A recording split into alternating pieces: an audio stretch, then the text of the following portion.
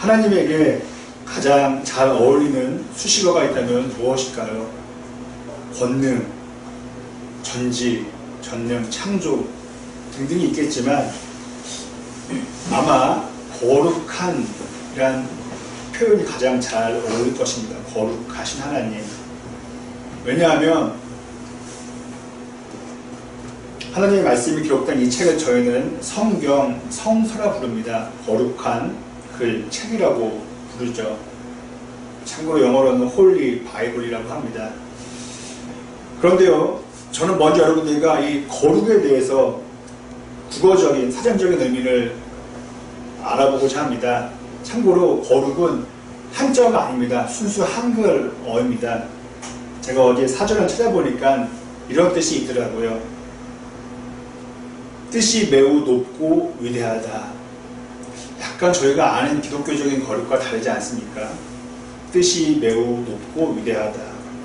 그러면 이 거룩을 풀어서 하나님과 연결하면 이렇게 됩니다. 뜻이 매우 높고 위대하신 하나님, 이것입니다. 그런데요, 거룩이니 홀리니 이런 것은 인간이 하나님을 위해 사용한 최상의 언어이긴 하지만 하나님을 표현한 가장 정확한 이런 형용사나 단어라고는 할 수 없습니다. 좀 철학적으로 혹은 애매하게 들릴 수도 있겠지만은 하나님을 가장 잘 표현한 이런 표현은 하나님다움입니다. 하나님스러움. 굳이 영어로 표현한다면은 God의 LY가 붙어서 God이라고 할 수 있는 것이죠. 더 이상 할 말이 없습니다. 하나님다움. 가령 저희가 사자를 표현할 때 저는 이렇게 세 가지로 가장 먼저 생각이 납니다. 사자 하면은 갈색, 그리고 몸이 크다, 그리고 힘이 세다. 그 외에도 수많은 표현이 있죠. 하지만 그 여러 가지 표현보다 그냥 사자스럽다, 사자답다가 모든 것을 다 설명해 줍니다. 제가 이렇게 처음에 거룩함에 대해서 자세하게 설명드리는 이유는 먼저 이 거룩함에 대해서 저희가 명확하게 이해를 해야 할 필요가 있기 때문에 그렇습니다.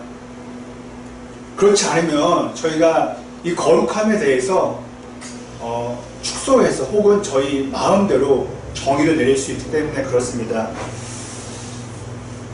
저만 그런지 모르겠어요. 저 개인적인 생각입니다. 교회를 다니는 사람들 사이에서 거룩을 얘기할 때 크게 두 가지 기준을 놓고 이야기합니다. 반복해서 말씀드린 것은 저의 개인적인 생각입니다. 제가 지나온 교회 생활을 놓고 봤을 때 말입니다. 그 두 가지는 술과 담배입니다. 교회에서, 보통 기존 교회에서, 보통의 교회에서 술과 담배를 하지 않으면 거룩한 사람이다, 거룩한 성도다 라고 이야기를 하곤 합니다. 안 하는 데도 있겠지만요. 혹은 술과 담배를 하지 않으면 거룩하다, 거룩한 성도다 라고 이야기를 합니다.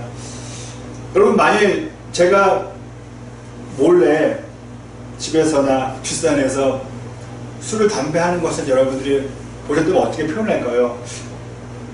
거룩하지 않은 목사다라고 분명히 말씀해 주실 것입니다. 물론 그렇죠. 하지만은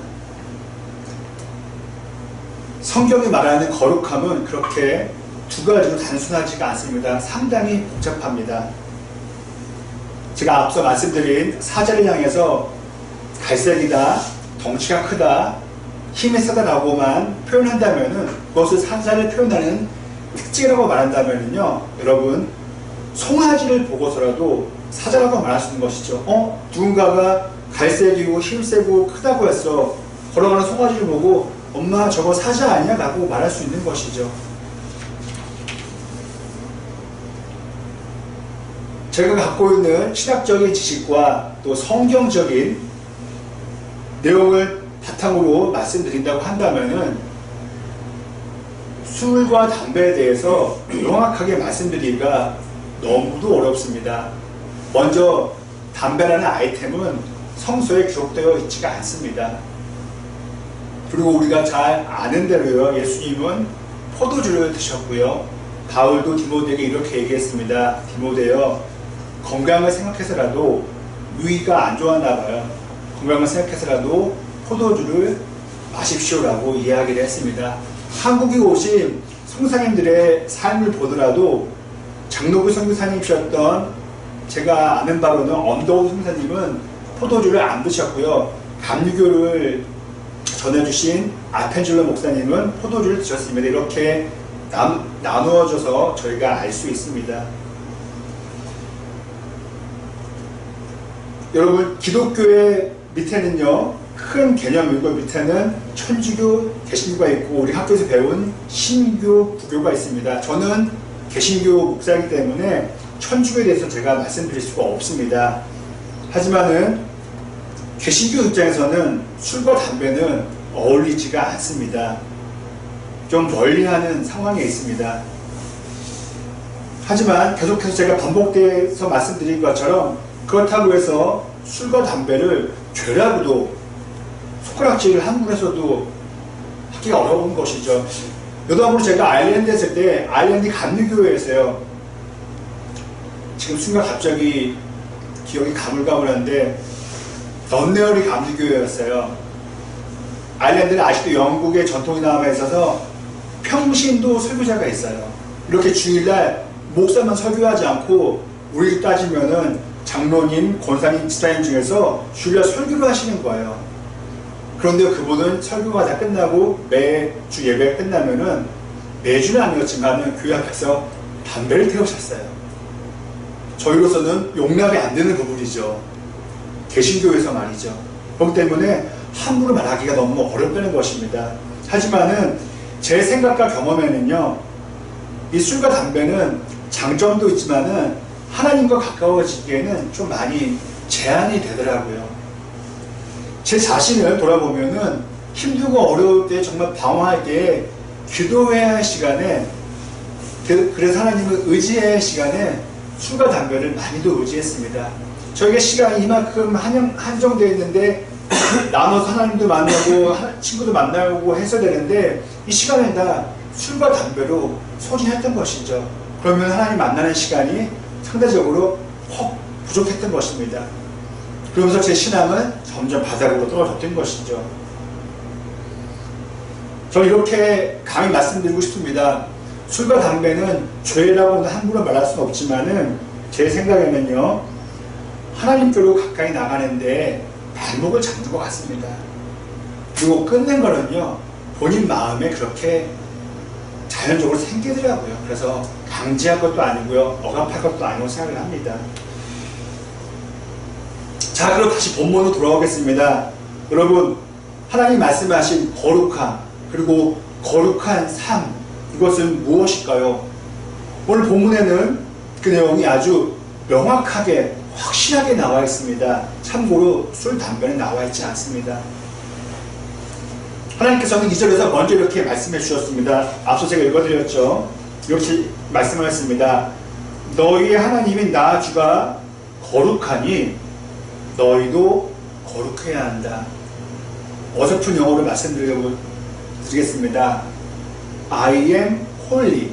나 거룩해. You must be holy. 너도 반드시 거룩해야 돼. 거룩하면 제가 뭐라고 처음에 말씀드렸죠? 뜻이 매우 높고 위대하다는 뜻입니다. 자, 그럼 하나님께서 가장 먼저 말씀하신 거룩함의 목록 중에 첫 번째는 무엇이었을까요? 아시는 분도 계시겠지만 제가 말씀드리겠습니다. 그것은요, 부모님을 향한 효도와 효심이었습니다. 엄마 아빠를 공경해라 라고 말씀하셨습니다. 어느 분이 이렇게 말씀하세요. 제가 최근에 들은 얘기예요. 야, 교회 다니는 것들, 교회 다니는 사람들, 야, 하나님 섬기지 말고 엄마 아빠한테나 잘해라 라고 말씀하셨어요. 그분 성경을 잘 모르시는 거예요. 하나님이 말씀하셨잖아요. 거룩한 것은 웬걸요? 예배도 말씀 안 하셨어요. 헌금도 말씀 안 하셨어요. 얘들아, 거룩한 것은 엄마 아빠를 공경하는 거야. 효도하는 거야. 효심을 갖는 거야. 참고로 저도 영어로 장인어른을 뭐라고 부르죠? father in law라고 하죠. 법적인, 법상에서의 아버지라고 말하죠. 여러분, 부모님은 시댁 부모님이고 척가들 부모님이죠. 한번 생각해 보세요. 하나님 입장에서 시댁만 잘하고 척가는 잘 못해라, 그런 하나님은 아닐 것입니다. 우리는 처가에도 시댁에도 잘해야 하는 것이죠.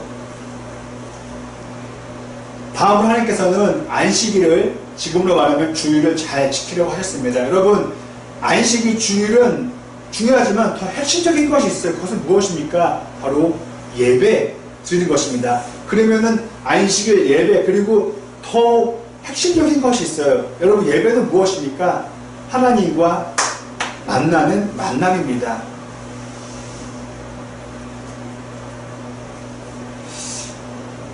제가 예를 한번 들어보겠습니다. 제가 시골 놀러 갔을 때 어렸을 때 잠수를 했습니다. 깊이는 못했죠. 하지만 잠수를 하려면 어떻게 합니까? 물 위로 올라가서 큰 숨을 들으신 다음에 물 밑으로 가서 물을 보고 숨이 차면 다시 올라옵니다. 이것이 저는 예배와 같다고 말씀드리고 싶습니다. 물 밖의 세상과 만나야지 숨을 들이실 수 있고요. 그 힘으로, 그 에너지로 다시 물 밑으로 들어가는 것입니다. 그렇지 않으면 저희는 위험하게 되죠. 마찬가지죠. 예배는 세상을 나와서 하나님을 만나는 것이죠. 그래서 하나님의 호흡을 들여 마시는 거예요. 저희가 창세기 하나님께서 사람 만드실 때 마지막에 생기를 불어주잖아요. 그것은요, 하나님의 호흡이 우리한테 마우스 투 마우스로 온 거라고 보시면 돼요. 그 호흡을 만나는 순간이 가장 평안하고 가장 복된 시간이라고 성경은 말해줍니다. 하나님보다 더 복되고 귀한 분은, 가장 평안한 분은 없잖아요.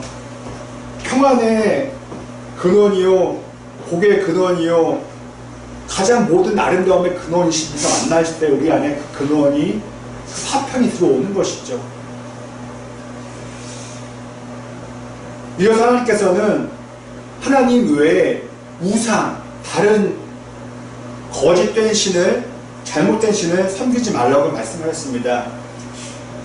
우상은 정말 많이 있습니다. 제가 지지난주에 인도에 갔다 오지 않았습니까? 물론 인도 분들에게는 기분 나빠하실 거예요. 그분들의 관점에서는. 하지만은 기독교적인 관점에서 봤을 때는 코끼리나 여러 가지 모양들이 다 있어요. 그것은 우상인 것이죠. 하지만 그것보다 더 많은 우상들이 있습니다. 여러분, 하나님보다 밑에 있는 것은 우상이 아니에요. 하나님보다 앞선 것이면 모든 것이 우상이 됩니다. 많은 것이 있지만은 가장 저희들에게 마주치는 우상이 있어요. 여러분, 그것은 바로 돈입니다. 돈은 아마 제 삶을 보더라도 평생을 살면서 하나님보다 앞서거니 뒤서거니 계속해서 반복을 하는 것 같습니다. 하나님보다 앞설 때에는 우상이 되고 하나님보다 뒤처질 때에는 창조물이 되는 것이죠. 피조물이 되는 것이죠. 아니, 조물주보다 앞에 있으면은 돈이 하나님을 만든 거가 되는 거죠. 예. 그 돈이 신이 되는 것이죠. 하지만 돈은 여러분 없이는 안 되잖아요. 돈은 필요하고 중요하고 좋습니다. 하지만 오늘 쓸데없이 영어로 말쓰네요. 물론 하나님이 더 필요하고 더 중요하고 더 좋아야 된다는 것입니다.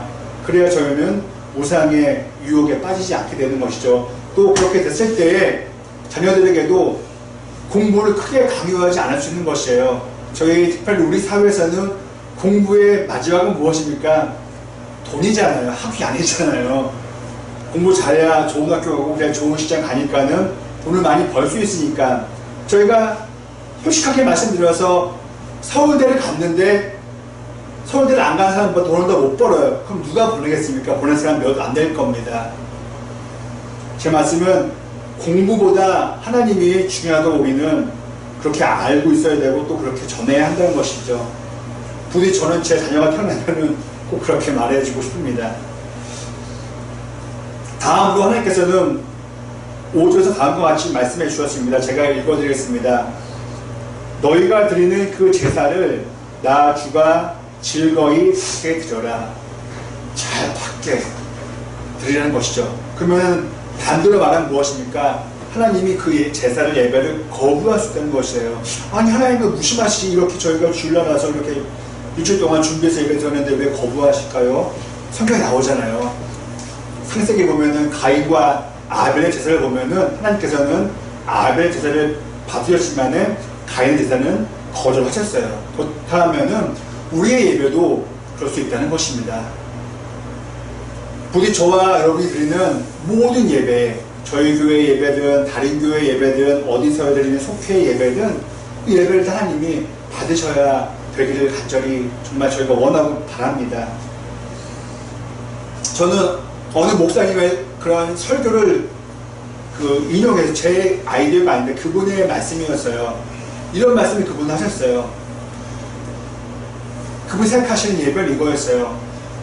목사는 성도님들 저 자리에 예수님이 지금 앉아 계시는 거야. 그러면 여러분 이게 마음이 정말 조심조심하겠죠. 그리고 성도분들은 목사를 바라보시는 것이 아니라 목사 뒤에 예수님이 서 계시는 겁니다. 라고 이 목회자와 성도분들이 그런 마음을 먹는다면요, 저희가 예배의 자리에 다른 마음과 다른 행동을 하기가 어려울 것입니다. 그리고 얼마나 기쁘겠어요. 지금 예수님이 저기에 앉아 계시다면요, 와 정말 너무너무 보람되고 너무너무 감사할 것입니다. 그리고 하나님께서는 거룩함에 대해서 또 이렇게 말씀해 주셨어요. 되게 뻔한 거예요. 정말 뻔한 거예요. 이미 유치원에서부터 배운 겁니다. 제가 읽어드릴게요. 가난한 사람들을 경제적으로 도와주는 것, 그리고 나그네 신세의 외국 사람들, 대사관 사람들이 아니에요. 그분들은 여유가 많잖아요. 어려운 아시아에서 온 분들, 그런 분들, 형편 여러분들을 경제적으로 돕는 것, 이거 성경의 말씀입니다. 그리고 정말 당연한 거예요. 도둑질하지 않는 것, 그래서 거룩한 삶입니다. 그리고 사기치지 않는 것, 거룩한 삶입니다. 하나님이 하지 말라고 한 것입니다. 그리고 거짓말하지 않는 삶, 거룩한 삶입니다. 그리고 공정한 재판을 하는 거예요. 가난하다고 무조건 감싸주는 거 아닙니다. 이 사람이 잘못할 수도 있잖아요. 그리고 돈만 권력있다고 무조건 편들어주지 말라고 말씀하십니다. 무조건 공평하게 재판을 해라. 그리고 저희가 자주 범하는 잘못입니다. 다른 사람들에게 남의 험담을 하지 말아라. 이것은 거룩함에 어긋나는 것입니다. 다음 주에도 더 나누겠지만은 오늘까지만 나눈 것을 봤을 때 여러분 이것은요, 냉정하게 보면은 윤리적인 것이고 학문적인 것이고 학교생이 배운 거예요. 하나님과 관계된 것은 예배 드리는 것, 우상 숭배하지 않는 것, 이거밖에 없어요. 효심, 사기치지 않는 것, 도둑질하지 않는 것, 공정한 재판하는 것, 이것도 있어요. 제가 깜빡이고 말씀 안 드렸네요. 사장으로서 직원들에게 줄 급여를 다음날 아침까지 갖고 있지 말라는 거예요. 무엇입니까? 급여 제때 주라는 것입니다. 이것은 경제학 책이 아니라 성경에 나와 있는 거룩함의 삶. 이것도 될 수 있겠죠. 거래처와 거래하는데 물건값 늦게 주는 분 계세요. 제가 아는 분이 계셨어요. 식당 하신 분이었는데 식장을 다 받은 다음에 정말 이분이 여러 번 찾아와 그때 마지막 주시는 분. 돈이 없는 게 아니었어요. 저희끼리 이렇게 말씀하면서 어렸을 때 석재야 사업이 이렇게 하는 거란다. 하지만은 성경적인 것은 아니잖아요. 우리가 모든 사람들이 옳은 것이라고 여깁니다. 누가 효도하는 것을, 사기치지 않는 것을 잘못된 것이라고 얘기하겠습니까? 그런데요, 우리가 잘 알지만은 실천하기가 참 어렵습니다. 하지만은 하나님의 말씀대로 우리는 We must be holy. 우리는 거룩해져야 하고 그 거룩함은 제가 앞서 말씀드린 나열한 모든 것이 됩니다. 그래서 우리는 하루아침에 눈 깜짝할 사이에 못하겠지만은 끝까지 계속해서 노력하는 것이죠. 저는 그래서 그것을 표현해서 기독교의 신앙생활은 오해하지 마십시오. 돌을 닦는 것과 저는 다르지 않다고 생각합니다. 날마다 정지해 나가는 것이죠. 부모님한테 화를 10번 냈다면 다음 주에는 9번만 내야지. 점점 줄여가는 것이죠. 거룩한 삶은 참 힘듭니다. 알아도 하고 싶지 않습니다. 하지만은 궁극적으로는 좋은 결과가 있기에 하나님께서는 거룩한 삶을 말씀하신 것이죠. 여러분, 하나님은 우리들에게는 아버지가 되시고 우리가 생각하는 아버지보다 훨씬 더 좋으신 분입니다. 정말 우리를 사랑하시는 분. 성경적으로 한다면은 우리의 부모님보다 우리를 더 사랑하시는 분입니다. 여러분, 그렇다면은 우리에게 해가 되는 것을 시키겠습니까? 전혀 그렇지가 않습니다. 우리에게 결과적으로 도움이 되기 때문에, 우리에게 결과적으로 유익이 되기 때문에 말씀하시는 것이죠.